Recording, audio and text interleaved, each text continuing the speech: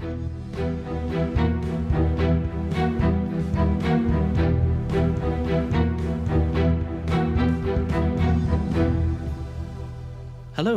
and welcome to the second bonus episode of the History Machine podcast. And this time we're going to start dealing with some fantasy world Game of Thrones.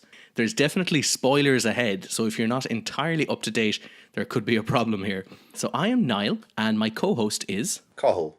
Hello. Yeah, if this is the first episode you've listened to, we effectively run a neural network AI, and it makes calculations based on data that's presented and tells us just kind of the stats and information about commanders, armies, and units that are used in fiction and non-fiction. So Cathal, if you want to go a little bit more in depth, and please explain the AI that's known as the History Machine. So the History Machine is an AI trained on a database of usually historical battles to determine what should have happened. Odds did they have to win? How many casualties should they have had? How many casualties should they have dealt out? How likely was it that they would die or get captured? And then compares the actual results to give them a score. This episode's a bit different because whereas normally we base our results off a database of actual historical battles, about 300 or 400 of them, this time we're basing it off almost 100 battles from the Song of Ice and Fire universe. Yes, so most of this data has actually been picked up from the corresponding Song and Ice of Fire wikis and just some extra information found on the internet. So it's kind of a bit of a breath of fresh air to deal with data that is fictitious because it's usually fairly compound and universal, and it's quite uniform in how it's presented. If the data is not there, then you know that you're not going to waste an hour trying to find a better source. It's there, it isn't. And there aren't going to be competing sources, some of whom exaggerate. Reference Julius Caesar. So to get kicked off and to start, I suppose if you're not familiar with the series, there's a sequence of events that occurs and we're going to go through various stages of them. So a lot of this information is based really, really heavily on historical events. So obviously George R.R. Martin, the author of the whole series, was definitely influenced by a lot of history. So there's some moments like Viserys getting gold poured over his head. That's actually a callback to Crassus, one of the triumphant members of Rome, who had something similar happen to him in Parthia. So a lot of the events that we do go through, they're definitely inspired by medieval or ancient history. And it really kind of has that nice flow and flavour to it. And it's all just presented as this nice fictitious package. With a lot of the earlier history set aside, the Age of Heroes, a lot of early mythology before the main events, we're going to focus and start our point from the conquest of Aegon Targaryen, first of his name, who will be a descendant of the Valyrians. He is positioned in an island called Dragonstone, and he decides to invade Westeros with 3 dragons. He has 3 major battles that we will talk about, and then there's a little bit of a following expedition. So the first is the burning of Harrenhal. Now, Cathal, do you want to explain what Harrenhal is? Harrenhal is the biggest castle. It's stupidly huge. It was built by King Harren. He just built a castle of ridiculous proportions, thinking, that no one will ever conquer this. To actually quote Tywin Lannister, 1,000,000 men could have attacked these walls and 1,000,000 men would have failed. But Aegon Targaryen had dragons. The History Machine has found these things to be absolutely insane. I would almost treat them as massive flying siege engines that they seem to just bypass any fortifications and destroy it completely. But Cathal, would you like to go a little bit more in depth into what makes a dragon so powerful, what the History Machine thinks about it?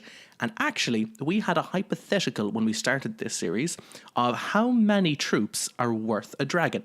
So could you explain, Cathal, just the breakdown of that, please? Yeah, so I suppose one of the things we were most curious about when we decided we'd do this episode is how the History Machine would interpret dragons. Not something that exists in the real world, so we had to start the database from scratch. And actually, on a side note, because this hasn't been trained as long as the main database has, there's going to be some figures where it seems to cluster in certain regions that it hasn't pushed past. Some of the data, it's maybe not as accurate as you'd like. I know it's fictitious, but still. I think maybe between our recording this and putting up the episode, I might continue running it, so we might put those figures up on the website for you to look at. Just to see if there's any differences. From what we're talking about here. That aside, over with anyway, the History Machine, its conclusion on dragons seems to have been pretty accurate, in that they are just stupidly overpowered.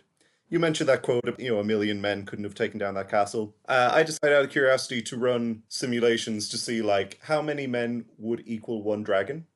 Again, he's mentioned, George R. R. Martin, he drew a lot from historical things. I decided to base it on what would a typical Western European army look like from the late Middle Ages, say something like Hundred Years' War or War of the Roses. Big influence for a lot of War of the Five Kings. That kind of ratio of infantry to cavalry to archers. Decide to see how many men would you need before it equaled one dragon.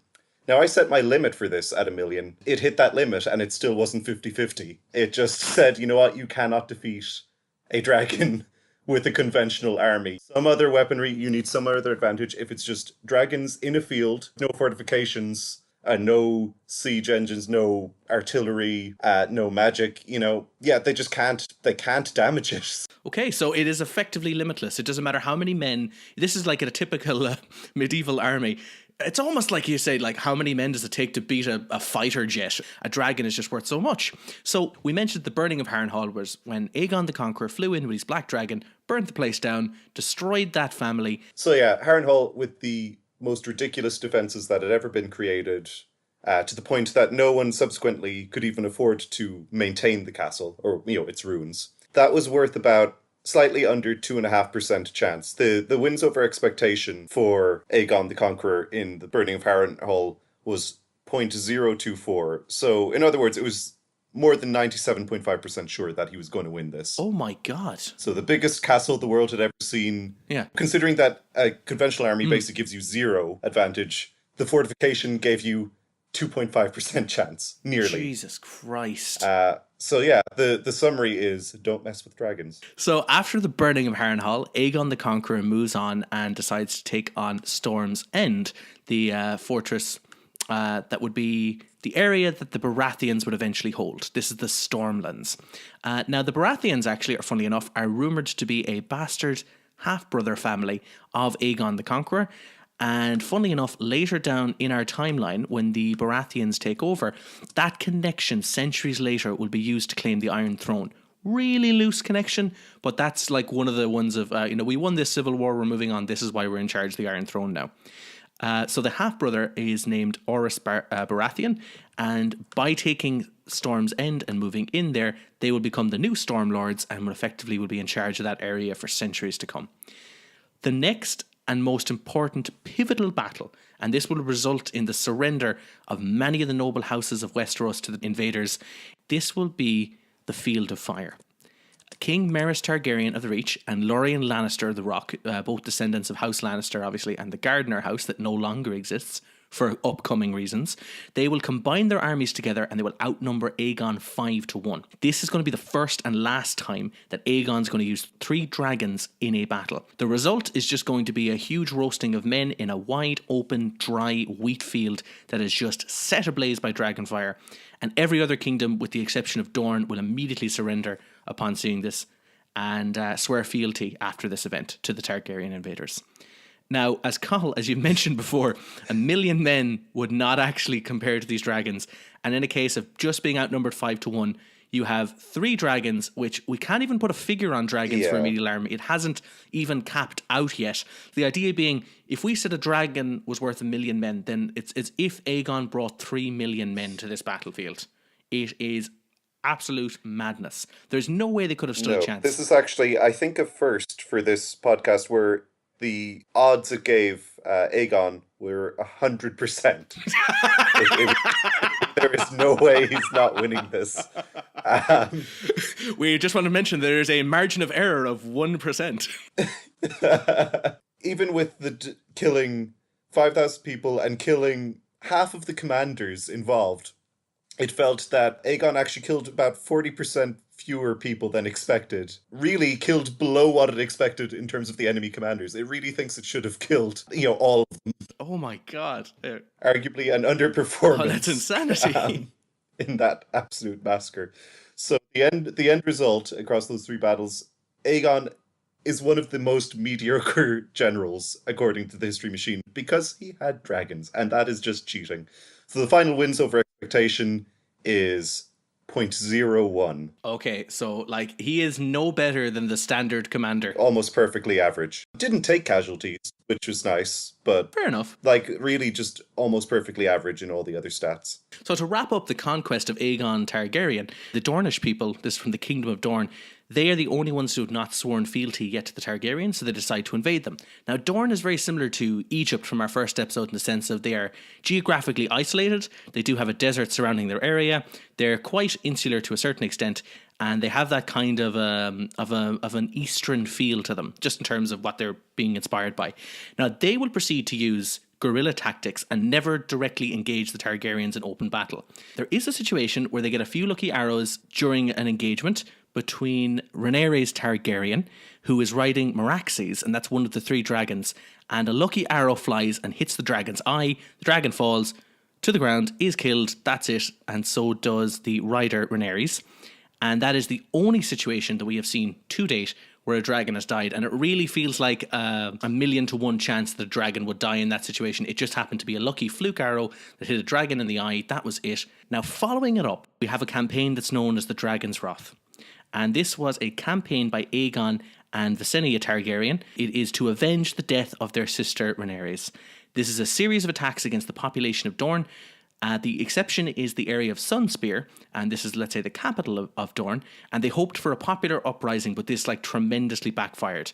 So ultimately, due to the guerrilla tactics, not engaging the Targaryens in open battle, scattering their forces, and Targaryen logistical issues over the desert, Dorne is the only place to retain its independence. And later in the series, it will effectively come into the 7 kingdoms and join with it. But that is why you see in the books that the Dorns are often, they're not referred to as lords, they're princes and princesses.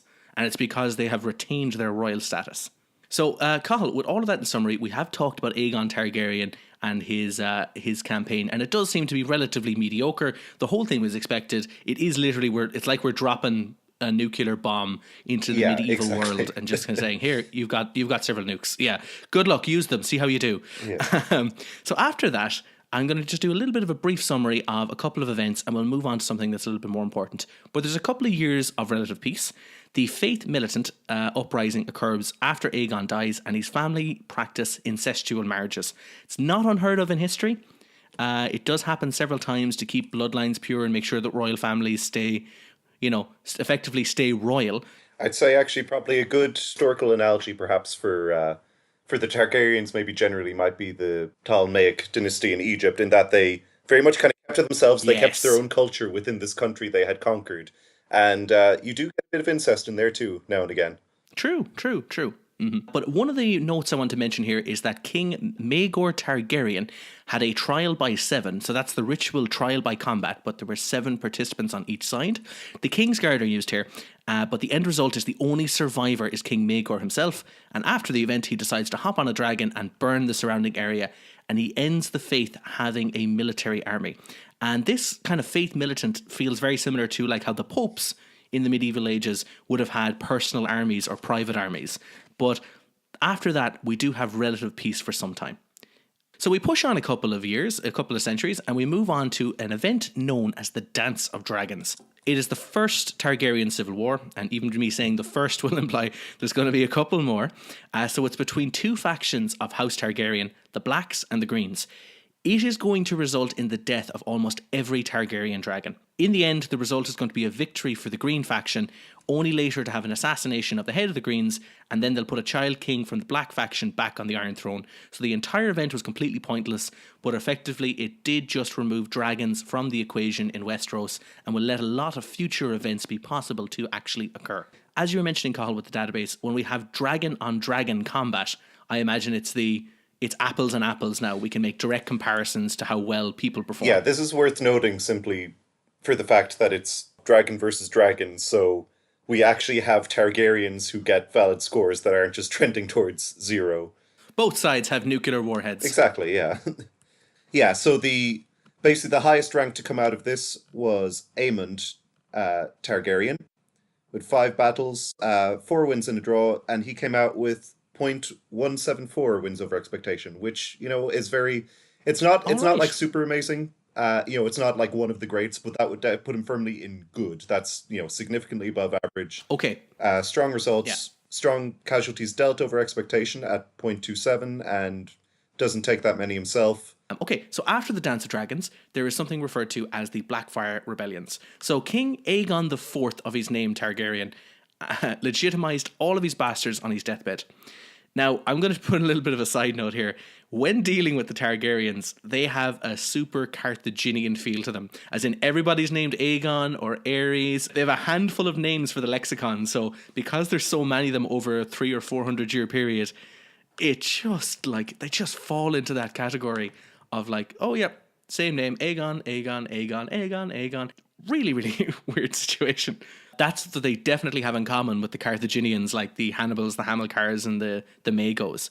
But anyway, this led, after the legitimization to the bastards on his deathbed, many of the Targaryen bastards who were called Blackfires. You have the various bastard names in Game of Thrones, like there's Snow, there's Sand, there's Storm, depending on where you live. But every Targaryen bastard is referred to as a Blackfire. All of the Blackfires, upon this legitimization of the deathbed, now effectively had legitimate claims to the Iron Throne. And at this time, the few remaining dragons that were left had withered away insides and had become obsolete or extinct. So dragons are no longer in the equation. We're back to pure manpower. Now, the Blackfires would continue to try and retake the Iron Throne, and almost a century after legitimizing the bastards, the last living member of the Blackfires, Meleys Blackfire, would be killed in battle in single combat by Barristan Selmy. Now, you might remember him, if you are watching Game of Thrones, as the Kingsguard member who's a little bit older. He was the commander of the Kingsguard, and he ended up moving over and joining Daenerys in her conquests and campaigns. He ends the claim of the Blackfire clan, and this conflict is known as the War of the Ninepenny Kings. And in that war, we have a couple of big names join the database and stretch over across. Sir Barristan Selmy is one of them. It introduces our new, young, impressive commander called Tywin Lannister. Now, a little bit of a backstory to him. His father was named Titus Lannister. He almost destroyed the family's wealth and status in foolish money handling and even worse political behaviour. He's the laughing stock of Westeros. And the young Tywin Lannister would inherit Casterly Rock. And after this handover, there would be open rebellion by two of his vassals, House Tarbeck and House Rhaen. And Tywin would ultimately obliterate these two factions and return House Lannister to the status quo as the dominant house in the Westerlands. So, Cathal, do you want to talk a little bit about the fall of Tarbeck Hall and the end of House Rhaen's? Fall of Tarbeck Hall, which is kind of our main introduction to Tywin, introduces us to the concept that you do not mess with Tywin Lannister. Casualties dealt over expectation were 0.25, which is pretty high. What's that roughly in a percentage? 25% higher than you'd expect. The wins over expectation, really, it's not that high. In other words, they should not have messed with him in the first place. The rebelling factions were totally crushed, and this led to the Reigns of Castamere song becoming a thing, basically reminding everyone, don't mess with Tywin. We might do a little bit of a side note about Tywin Lannister. He then becomes the Hand of the King for Ares II of his name, Targaryen. This is the Mad King, if you follow the series. And he would serve him for 20 years and prove to be really the administrative, political and financial genius in the process. Now, Tywin Lannister is one of these really strange characters and is probably based on a bunch of historical geniuses, people who are just like really, really capable people. And you imagine that if you could bring them back to almost any situation and put them in a position of power, they would do well. He's that well-rounded, polished individual that's like intelligent, that's witty, as I said, can manage things like politics, money, military affairs, logistics. He's got the whole package. Everything is there for him. And we see that he is pretty much an adept military commander as well. But I really want to stress behind the scenes that the figures we will end up using for Tywin Lannister and showing that he shows he's particularly good, they almost pale in comparison just to his general strategic behaviour and how well he performs in that regards. Because the history machine, for all of its worth and the amount of work we put into it and the amount of information it can tell us, it is very much a tactical machine. It will weigh how tactically well you're supposed to do. We might have some commanders that are strategically like idiots, but they will have a decent tactical score. But Tywin Lannister is one of these rare situations where you do have that all-round polished individual. He'd make a great ruler, he'd make a great king, he'd make a great administrative figure. You could slot him into almost any position and he'll be fine. And he'll do very well. So after that, We have a little bit of a peacetime as well. So Tywin Lannister is starting to make his name. He's been the hand of the king for 20 years. King Aerys II gets a little bit jealous, dismisses him. And we're going to lead to Robert's rebellion. This is Robert Baratheon. Effectively, Robert's rebellion begins when there's the abduction of Lyanna Stark by Rhaegar Targaryen, the Prince Apparent. After that, Lords Brandon and Rickard Stark are burnt alive and strangled by the Mad King Aerys. So the major houses Baratheon, Stark, Aeron and Tully would form an open rebellion against the Iron Throne. Meanwhile, our Tywin Lannister will stay neutral almost all of the campaign. So Robert Baratheon is a pretty unique character in the sense that he's quite young, he's a little bit bold, ambitious, and he is going to be in the open rebellion against the Targaryen throne. There are no dragons anymore. They do stand a very good chance. So to begin with Robert, there's a couple of battles we want to cover. The first is the Battle of Summerhall, and this is probably one of his most glorious achievements. He will be engaged in 3 battles in a single day. His absolute swiftness and his use of night marches and just the general rapidity of his campaign, this is going to define the whole conflict. He will only lose once, and this will be to House Tarly at the Battle of Ashford. That Tarly who beats him is the father of Sam Tarly, the fellow on the wall. Now, we do have a fairly unique situation in the sense that there's 3 battles in one day. So because of the quick rapidity and succession of it, you're going to have tired and fatigued units, you're going to have... but they are battle-hardened. So, Cathal, with all of that in mind, what kind of figures are we looking at here? Each battle taken individually, he has a reasonably solid chance. He has maybe like a 2/3 chance to win each of them. Problem is, he's fighting 3, one after the other. So if you consider it as like, what are his odds of fighting 3 battles and not losing any of them, that drops down to about 27% chance that he... Oh, wow. So that is very good going. That's actually amazing. Yeah. It's slightly ridiculous.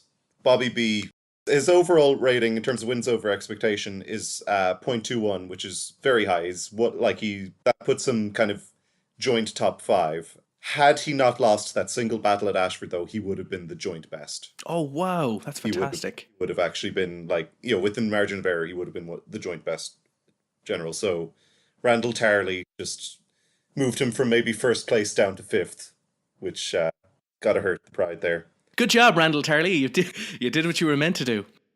Meanwhile, Stannis Baratheon, the younger brother of Robert, he's going to hold Storm's End for a year. And the bumbling Mace Tyrell is going to keep them bogged down, but never successfully storm the fortress. So this is a really important strategic and tactical victory for the rebellion. So while Bobby B, as we're going to call him, is crowning himself in glory, running around, smashing armies, rushing from place to place to battle, Stannis Baratheon is bogged down in like a super defensive war, trying to make sure we do not lose Storm's End. It is way too important. Now, Stannis is going to come back to us later, and I do want to say a little bit about Stannis in a sense of, I know there are book readers out there, and the series has not really reflected healthily on Stannis later. But a lot of people, they will hold him as like a really fair and just and rightful king, just not popular. And he is possibly one of the best commanders out there. And we'll go into the stats later about it. Now, we have included some of his later battles, which probably affect to a certain extent. But even with that in mind, we're going to bog down with Stannis and go into some of his figures later in the line when he becomes a king of his own. But for now, this is a very important tactical and strategic victory for him. He really sets the bar for his performance later here, in a sense that he was able to really hold that out and not get absolutely overrun by the Tyrells. With all that in mind, the penultimate battle is going to be the Battle of the Trident. This is where Robert, our Bobby B's forces, they're going to engage the Iron Throne led by Prince Rhaegar, and this will result in a single combat between Robert and Rhaegar fighting on the Trident, which is a river in Westeros, and Robert will cave in the prince's chest with a hammer blow. This will result in a mass rout and a clear victory for the rebellion.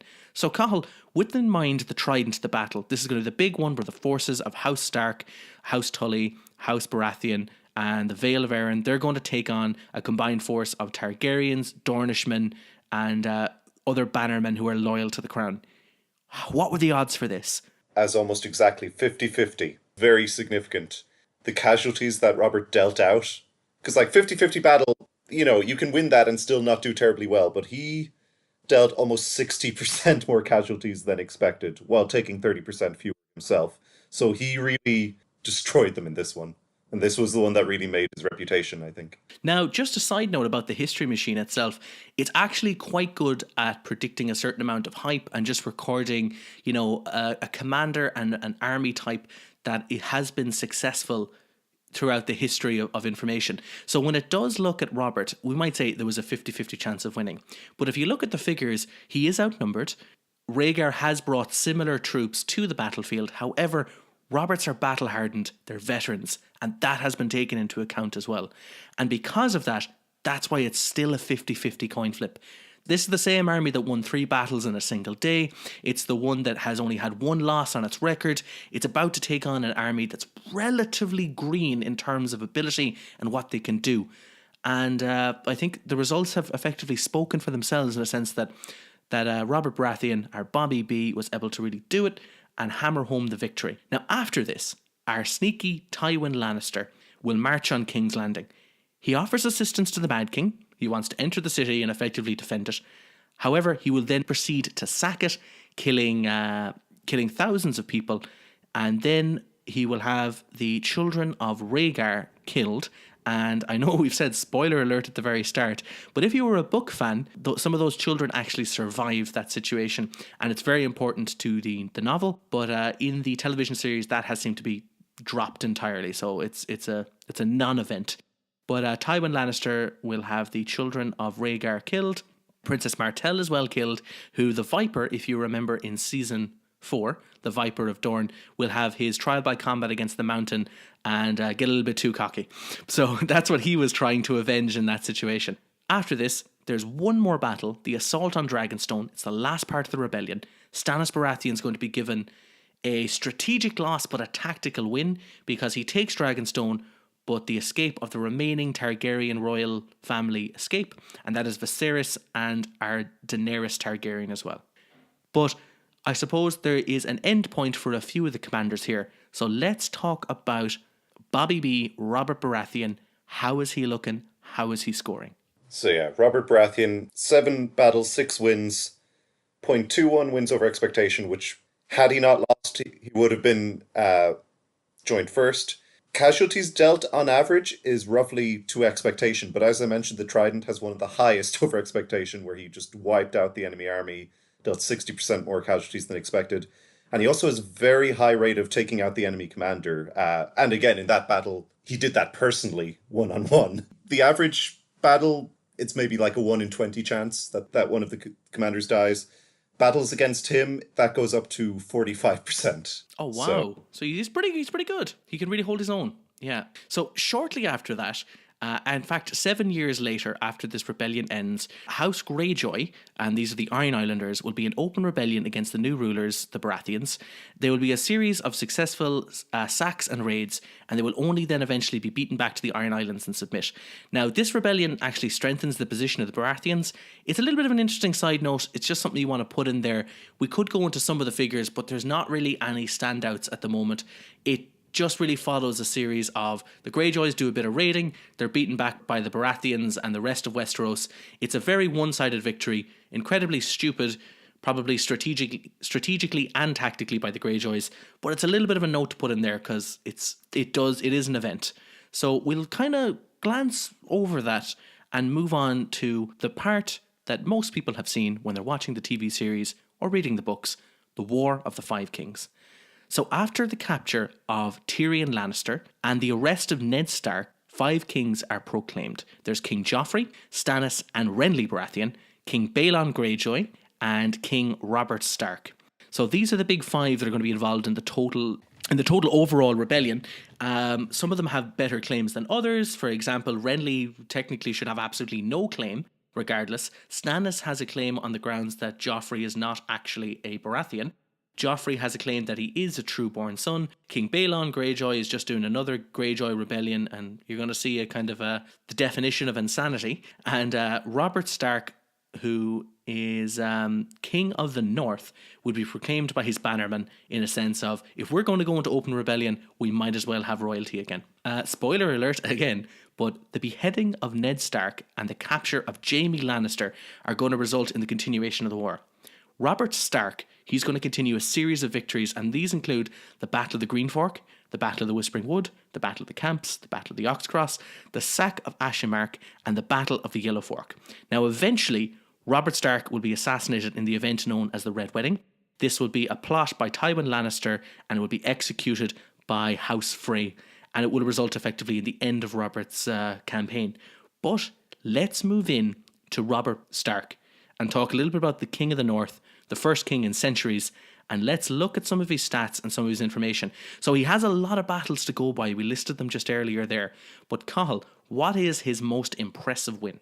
The most impressive win, which I believe as well was his final one, was the Battle of the Yellow Fork. Now, not necessarily the most significant or crushing battle, but in this one, History Machine only gave him about a 1/3 chance to win it.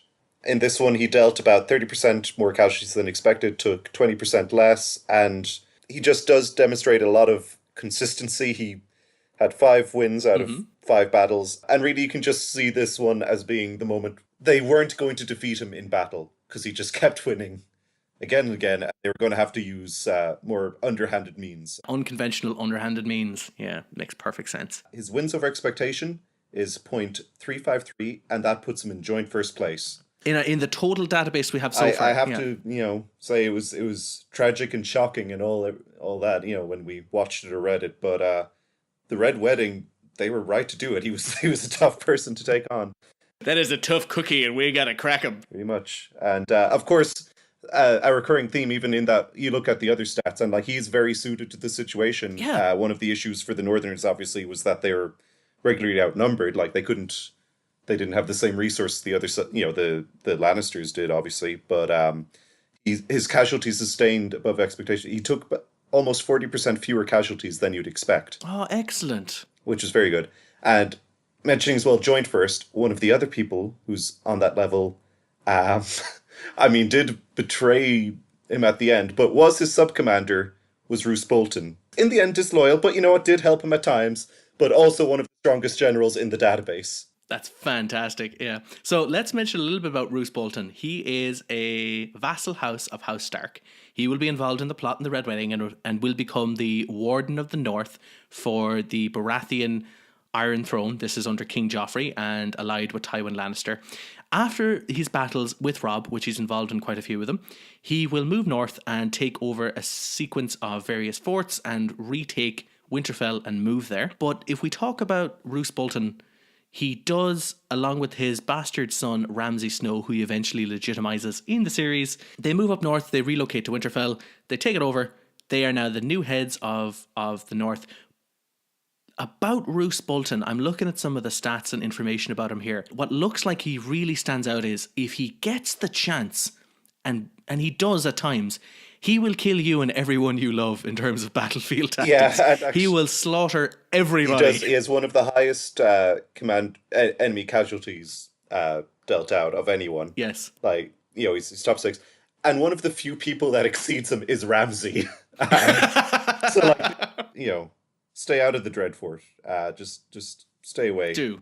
And also both of them have very high enemy commander kills or captures above expectation. Oh, right. Between the two of them, they're averaging a 50% chance that they will kill or capture one of the commanders. Yes. Now, there have been several situations like the Moat Cailin attack where they do get all of the remaining Greyjoy supporters that are left there, the Iron Islanders, and they flay them alive and kill the commander. So, in fairness, the commander is killed before they're taken, but it's still a situation where you're not getting out alive. If you're against the Boltons, you are not getting out alive. That's proven if they win. So we'll come back to that later.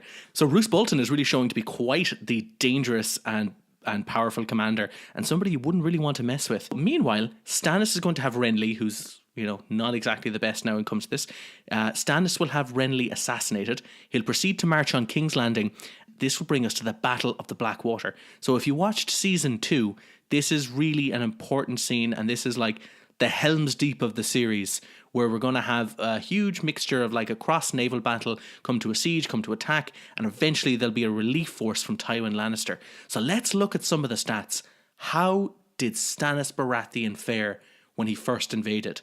What does it look like for him to win? In this one, it gave him a 50-50 chance to win. He did have the superior army, but against big fortifications. In the end, that those defenses prevailed. Big loss for him because it did still, it was very hard to call, but it was still winnable, according to the History Machine.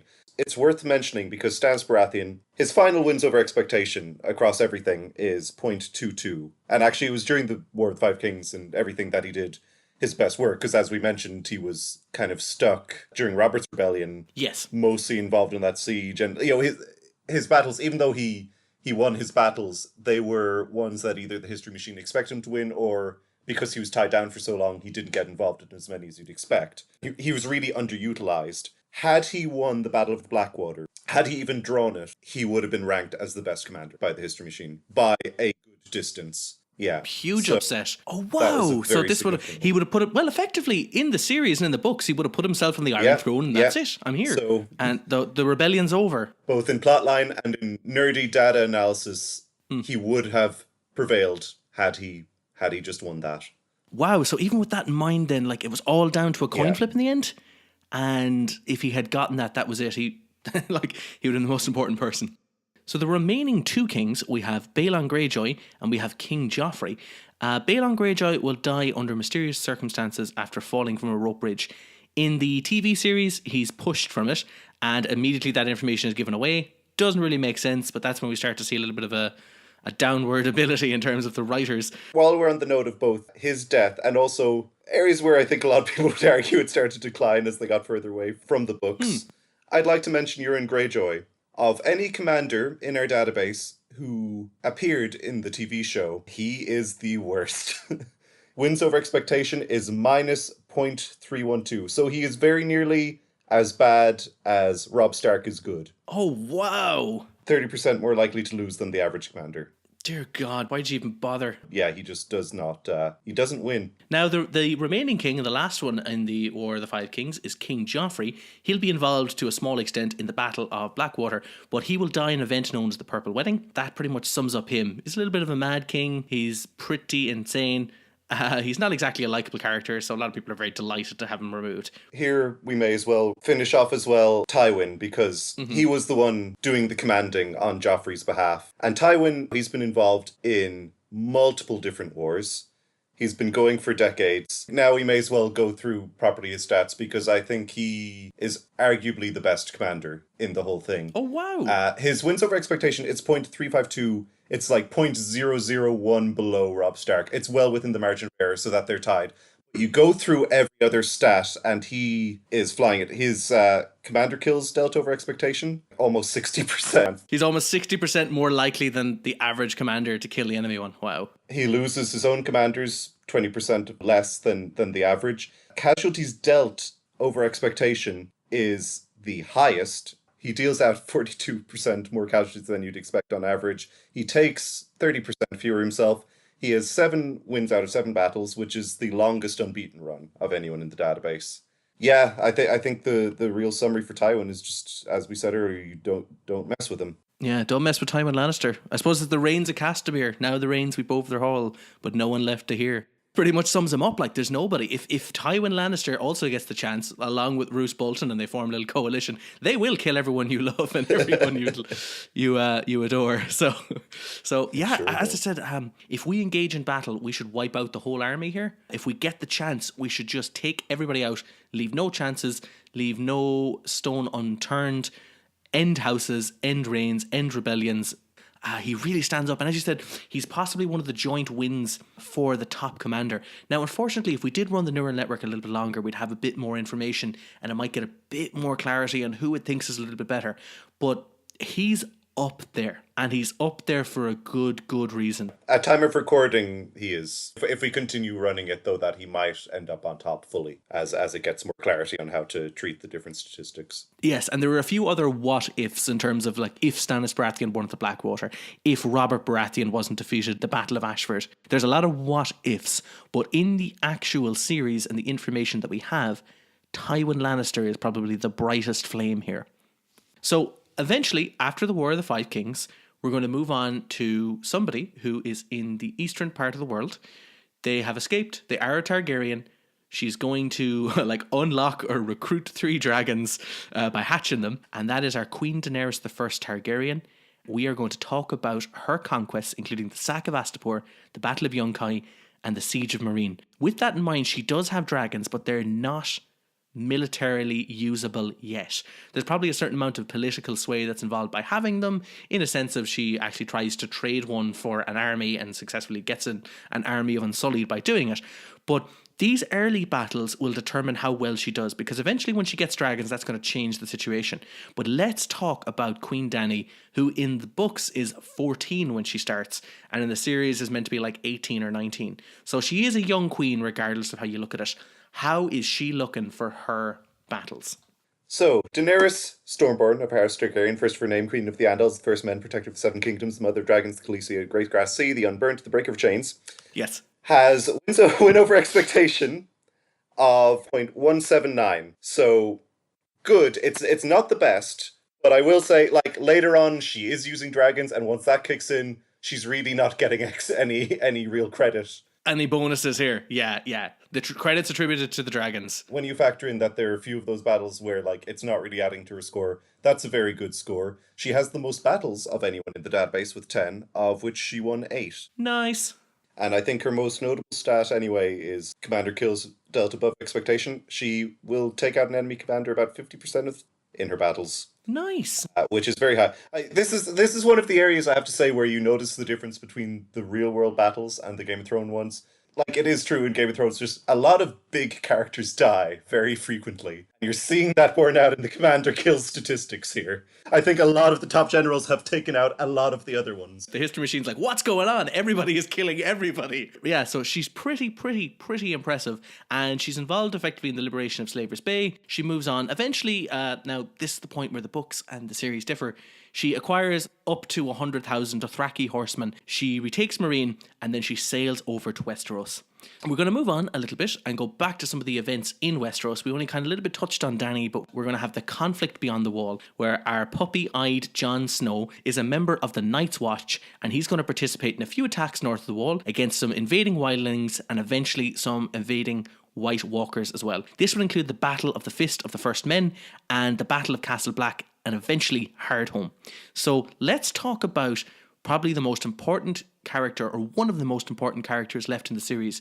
Let's look at Jon Snow as a whole. This will include his early career, his later career, the Battle of the Bastards, and up until the current battles. How is Jon Snow looking? So this is an interesting one, because obviously, hugely important character, and, you know what, on paper, like, 6 wins out of 7 battles, including, you know, a couple of those battles being against undead, like, it should be really good, but his wins over expectation, it's almost exactly average, which is surprisingly mediocre, but I think there are a few reasons for this. If you look at his early career, it's mostly him against the free folk, it's him against the wildlings, and really, you know, know that they're outnumbered, but they have huge fortifications in the Wall and Castle Black. Yes, technological advantages. Yeah, they're not a tribal organization. They are, you know, fully organized, know how to fight battles.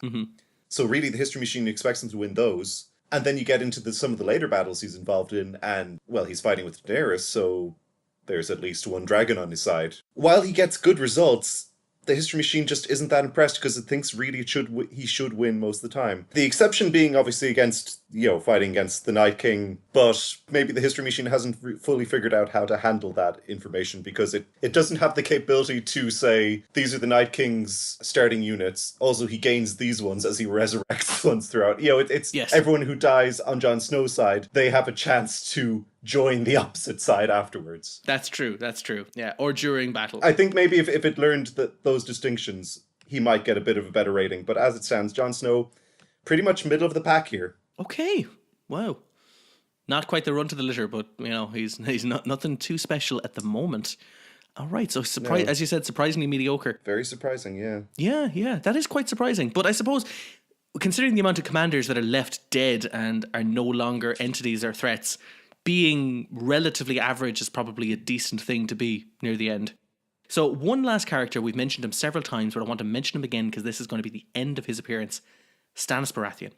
Stannis Baratheon, during the conflict beyond the wall, will be involved effectively in transporting his units north of the wall and taking on the wildling army and utterly obliterating them. So he does have the technological advantages, the armor, the cavalry, but This is going to be the second last battle of Stannis before he, in the series, and it hasn't happened yet in the books, but he's going to march on Winterfell, be horribly outnumbered, surrounded, enveloped, and destroyed. And then killed. So Stannis, this is his last time to shine. This is the last bit of his information. He's going to disappear from us. So let's talk about how well he has finished up with his career. How are we looking at Stannis the Menace? I have to say, he finished up very strongly. Not only was this battle against Wildlings, not only was it considered his least likely win, it was considered the least likely win of anything in our database. Whoa! In addition, he dealt out more than 50% more casualties than expected and 80% more commander kills than expected. Yes. See, the history machine expected him to lose 70% more men than he did. Nearly. Excellent. So this is one of the most impressive battles in the whole database. Just because the sheer numbers. And this is why Stannis is the menace. Fair enough. And I suppose he's not fortified. He has decided to face them on open ground. He does have the heavy cavalry. They do rout.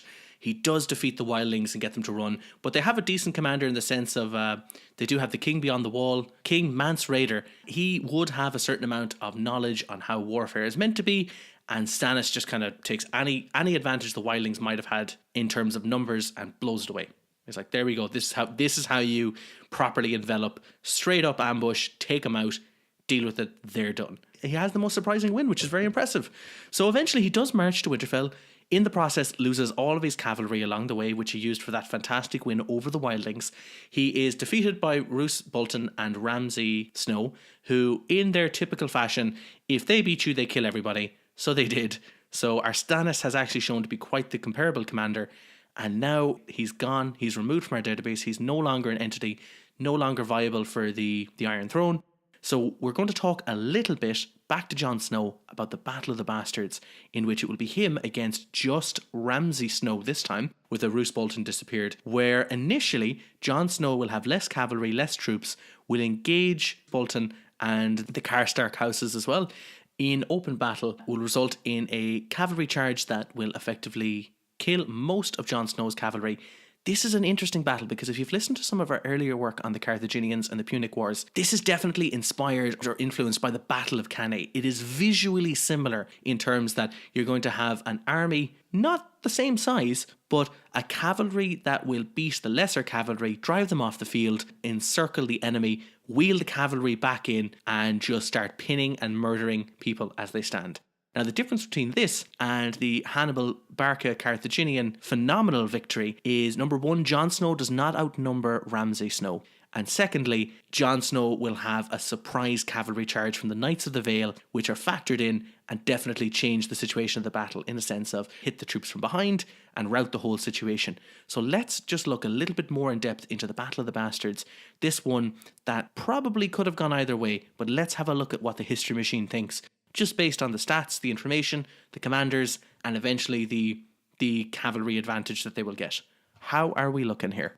For this one, History Machine, I think rather appropriately, given that the whole battle was set up for a slight mirror image where you have the two bastards of the main northern lords. It's gone open field. The Boltons should have the advantage of Winterfell. They give that up and fight an open battle. So it has this as a 50-50 chance beforehand. Oh, wow. Final results, though, interestingly, the stats look a bit like what you'd have expected if it was Ramsay on the winning side, because massive casualties dealt, commanders killed and everything like that. It's very, very bloody. It's definitely one of the bloodier ones on both sides, but particularly for the losing side, they lost about 50% more than was expected. It's an absolute massacre at the end. Ramsay Snow is defeated. Winterfell is retaken by the Starks. The status quo is returned to normal. We're back onto the main timeline. It is probably, I will say as well, it's probably one of Jon Snow's only battles in which the History Machine really felt like this was one that he wasn't expected to win. And while it was bloody, he did win it, so. By the skin of his teeth, but they did pull it out. So, with the Battle of Winterfell and the Battle of the Bastards aside, Daenerys has sailed west. She's arrived in Westeros. Her forces will take Casterly Rock. Meanwhile, the forces of Queen Cersei Lannister, under the command of Jaime Lannister, will sack Highgarden. This is going to lead, after this, to the first battle in centuries in Westeros to have a dragon. And this is the Battle of the Gold Road, where the Lannister forces are defeated swiftly by a combination of dragonfire and Dothraki horsemen. Let's take a look at the Battle of the Gold Road. So, Yeah, we reintroduced dragons with the Battle of the Gold Road, and as a result, we reintroduced the History Machine having a totally lopsided prediction. It had Daenerys winning this one 99.5% odds. Now, that's even factored in that they did have scorpions in the artillery. Still just thought that, no, dragon's the way to go. Yeah. I mean, scorpions, yeah, while they'd prove effective later on, that's probably where the point 0.5 basically comes from, is those scorpions, but does not consider this one remarkable. Despite the massive casualties dealt out, it was almost entirely, every stat across the board, it was to expectation, as well as expected, given that she had dragons. Almost guaranteed to win. That's our Daenerys Targaryen flying in there, burning up the Lannisters. After that, we do have the Great War. Daenerys will head north and she will take on the Night King in a small engagement with 3 of her dragons, in the process losing one of them. This is going to be an interesting battle because we have a mixture of whites, White Walkers, and effectively the Night King involved. Now, where the History Machine would look at this is, it looks at conventional armies and says you don't have a chance.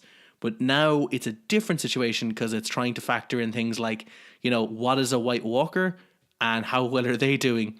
And there's 3 dragons. So we're looking at something a little bit more comparable in terms of its magic against magic to a certain extent.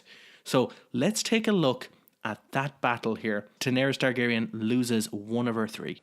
I think this is where we begin to see hints that people were going to be a bit disappointed with the last season. The Night King, yes, he took out a dragon, but he didn't win this battle. He didn't take out everything. Yes. And so the History Machine, it gave him like a 2/3 chance to win this. Mm-hmm. It expected him to take out way more guys. It expected him to kill some commanders, and he just didn't do it. He didn't pull it off. This is definitely one of the big underperformances for the Night King. Whether it is that he didn't succeed in killing everything, or whether it's just that the History Machine hasn't figured out how to handle the undead. But yeah, this one is considered big underperformance on his part. Considering the more you talk about it, the more I'm thinking, geez, the Night King could have had 3 dragons if he played his cards right. Yeah, that's how the History Machine... And you kind of forget as well, like, the dragons are incredibly impressive, but they're still regarded as a single unit. They're not commanders in of themselves or whatever, so it doesn't necessarily come across in the stats that a dragon has died. The History Machine doesn't know that that's a big deal. Yes. Strategically. It just knows tactically, well, they lost a unit. The History Machine cannot measure strategic information, so the strategic importance of losing a dragon... It certainly doesn't know how to recognize that dragon will also be resurrected for the opposing side. Even though it will have a dragon for the Night King in a later battle, which is, gives it a good chance.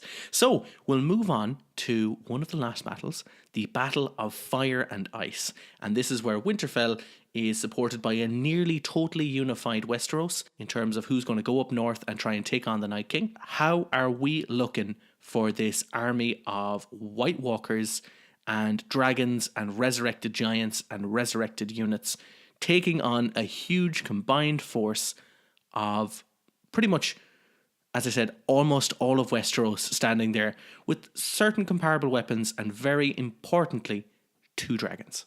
Yeah, this one gave it as 50-50, which I was surprised by. But then again, I know massive undead army, but the History Machine, it hasn't fully comprehended what to do with that. Yes. As well as the fact that, dragons still count for so much. And really, it's one of the few battles where it's dragons going up against something and it's not like a 99% chance to win. So really, I think you kind of think about it that way. Fair enough. So we found almost a hard counter to dragons in terms of, listen, if you got to take on dragons, you better have some undead king who's, thousands of years old and can kill and resurrect other dragons. Otherwise, bring some other dragons to the battlefield or don't come. So this one of the bloodiest battles, though, in the database, both sides lost a good bit more casualties than expected. The Winterfell side lost about 15% more than expected, and the undead lost about 60% more than expected, though of course some of those were people resurrected from the other side. So really, it's still probably net. Yeah, that's reasonable. Night King himself being killed at this was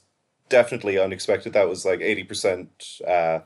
Well, then again, Cathal, no one was expecting that Arya Stark to jump out of nowhere and stab him, so the History Machine didn't think that was going to happen either. Yeah, with this stat, it's worth bringing up the overall stats for the Night King, and it's not looking good for him, really. 3 wins out of 5 battles. Wins over expectation, it's like slightly below average. Casualties dealt over expectation, fair enough, 30% more than you'd expect. Casualties sustained, he takes 20% less, even though, let's face it, he can spare the men. Yes.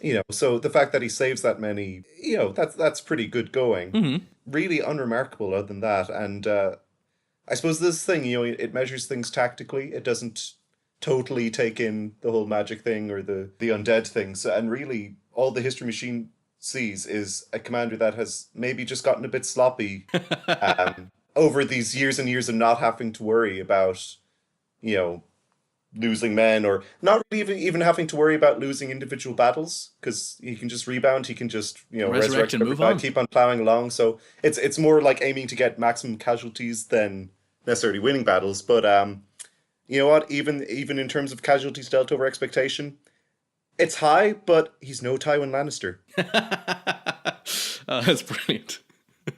Okay, so we're going to move on to the last battle in our database, and at the time of recording, it was taken from the last episode, The Bells, and this is the Siege of King's Landing, where if you want to be informed with it, once again, lots of spoilers here. Daenerys will march her army to King's Landing.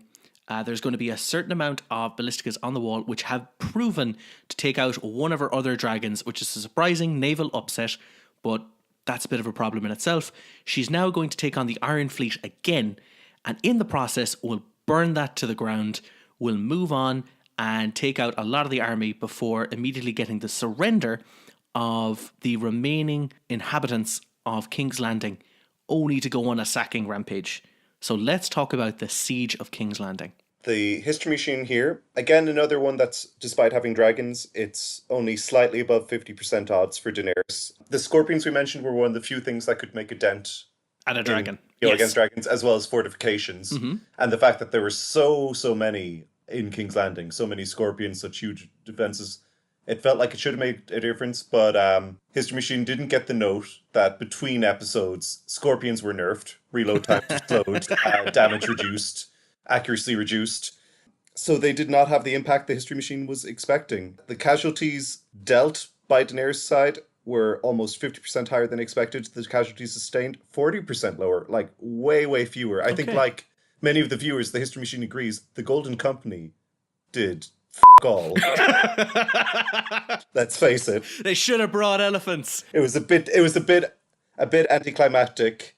And obviously as well, given the number of character deaths, casualties, the commander kills dealt above expectation were, amongst the highest of any battle. So really, this was just, like, despite giving it pretty close to 50-50 at the beginning, this one ended up a totally lopsided battle from the History Machine's point of view. Wow. Very much in Daenerys' favor, and definitely one of the ones that pushes up her overall rankings. Oh, excellent. Okay, so we've come to the end of our database, and we've talked about quite a few of our commanders and had a brief history, effectively, of Game of Thrones, the battles, and who's involved. So, Cathal, let's wrap this up and do a nice little top 5 to mention the commanders we've looked at so far, with the data we have and the time we've allocated for the AI, the History Machine, to crunch the numbers. How are we looking? Who is our number 5 top commander? I'm going to give you a top 6 because there are 2 clusters basically that have formed around certain scores, and I think it's within the margin of error, so I'm going to group them together. So working within that anyway, 6th we have Bobby B, Robert Baratheon, 0.21 wins over expectation. Yes. 6 wins out of 7 battles. And as I mentioned, if he had not lost that one battle, he would have been in the top cluster. Damn the Turleys. However, narrowly above him by 0.01 is the guy who beat him in that battle. Randall, 2 wins out of 3 battles. Wins over expectation, 0.22. Casualties dealt only average, and really that was his undoing, is that he had no follow-up after beating Robert Baratheon. He wasn't able to take out the army. In terms of actually just winning battles, getting the win where he wasn't expected, Randall Tarley did a good job at number 5. Wow. And kind of joint then with his score slightly above it, and I'll put him ahead because his other stats are much better. Stannis the Manus Baratheon. Nice. Just slightly superior to Robert. Easily the best score of anyone who had more than 1 loss. Okay. As I said earlier, if he had won the Blackwater, not only would he have won the Iron Throne, he would have also won this episode's ranking. Aww. He would have leapt out in front of that cluster. Yes. And then we're looking at our number 3. Number 3, again, really, I think he should be number 1, and he might come out as number 1. Given enough time. 0.001 that he's 3rd instead of joint 1st. Tywin Lannister, 7 wins out of 7 battles, 0.352 wins over expectation, takes 31% fewer casualties than you'd expect, deals out 42.6% more casualties than you expect. A massive, massive figure, more than anyone else. Takes out the enemy commander like 58% at the time. Jesus. Biggest unbeaten run.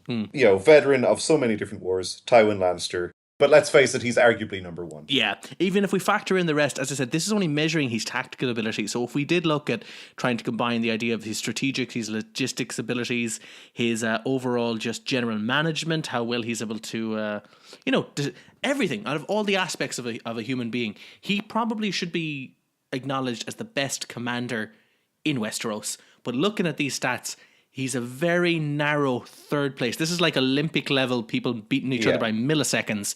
He's coming third place as the best tactical commander.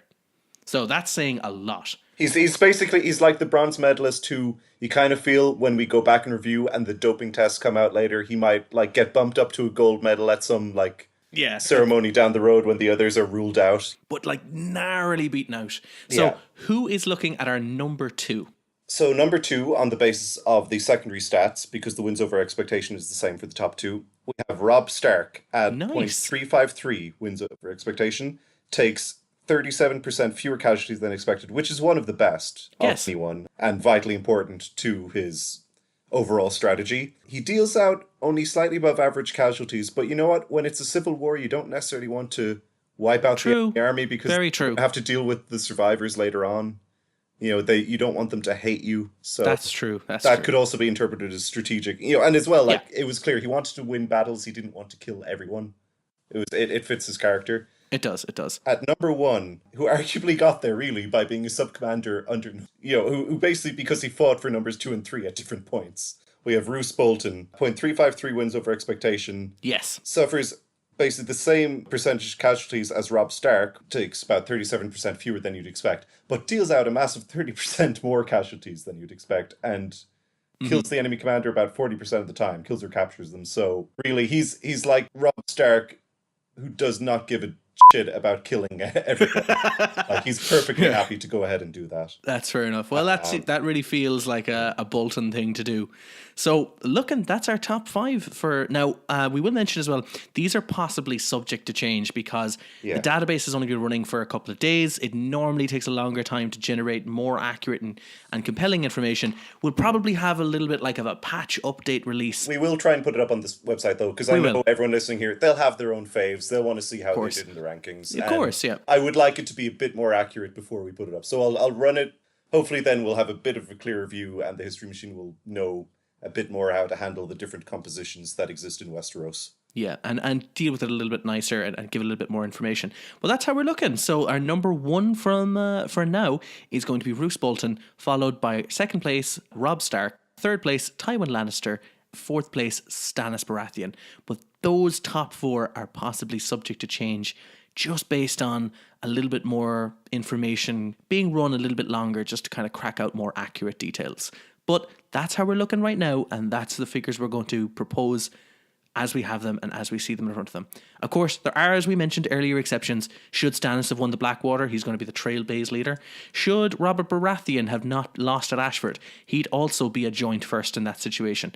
He'd be considered probably a little bit better than Roose Bolton. But these are the cards that are dealt. These are things that happen. Sometimes we have upsets, sometimes we don't. But that's what we got for our Game of Thrones, and that's what we're going to put forward.